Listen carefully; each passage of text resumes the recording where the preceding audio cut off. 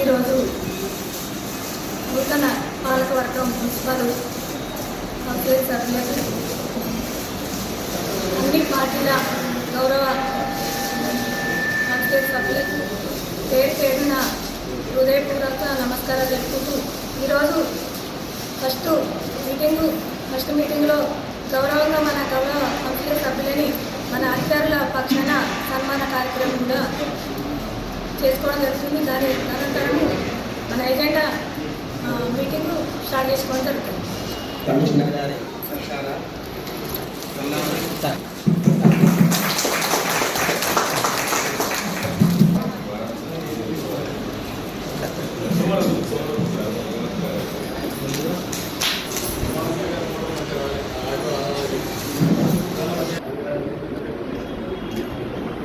తదుపరి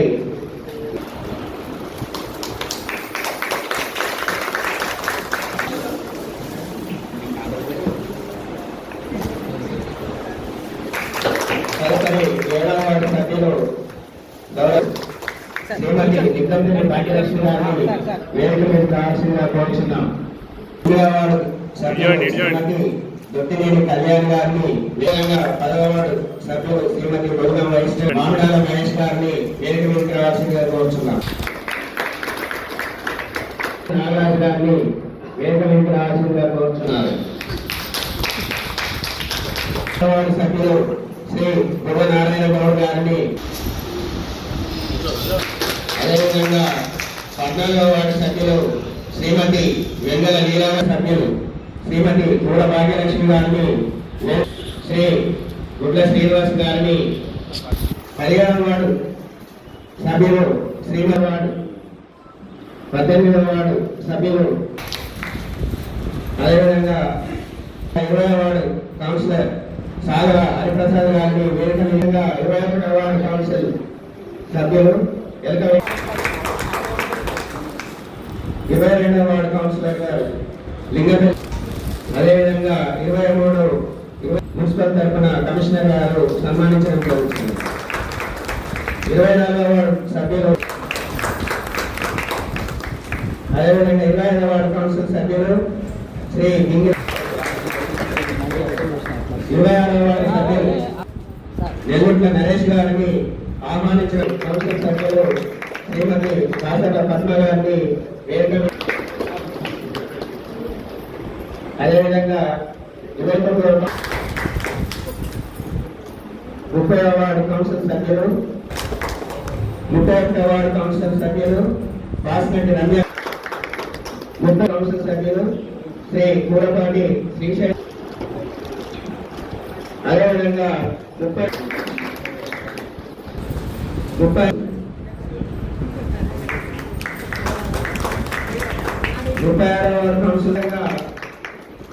ward council సభ్యులు శ్రీమతి సభ్యులు శ్రీమతి ఆకుల స్వప్న.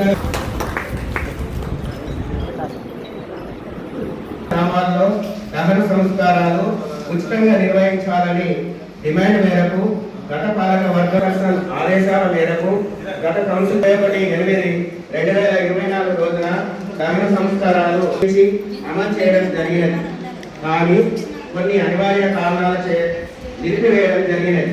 ఇప్పటికే దహన సంస్కారాలు ప్రక్రియ పునరుద్ధరించాలని నిర్ణయించి నూతన పాలనకి దహన సంస్కారాలు నిర్వహించడం గాను ప్రతిపాదించి వారికి అవసరమైన నిధులు కేటాయించగలరని, కట్టెల సేకరణ మరియు కొనుగోలుకు కిరోసిన్, పెట్రోల్, డీజిల్ కొరకు నెలకు, ఇంటి నిర్వహణ నెలకు, కట్టెలు సేకరించే ఒక ట్రాక్టర్ డ్రైవర్ని ఎంగేజ్ చేయటం గాను 30,000 నెలకు, 16,80,000 మున్సిపల్ తెల్ల రేషన్ కార్డు ప్రజలకు మాత్రమే వీటి అంత్యక్రియలకు గాను 101 రూపాయల రుసుము చెల్లించటకు మరియు వీటి నిర్వహణ అనుభవం ఆసక్తి గల ఏజెన్సీలు లేదా మహిళా గ్రూపుల ద్వారా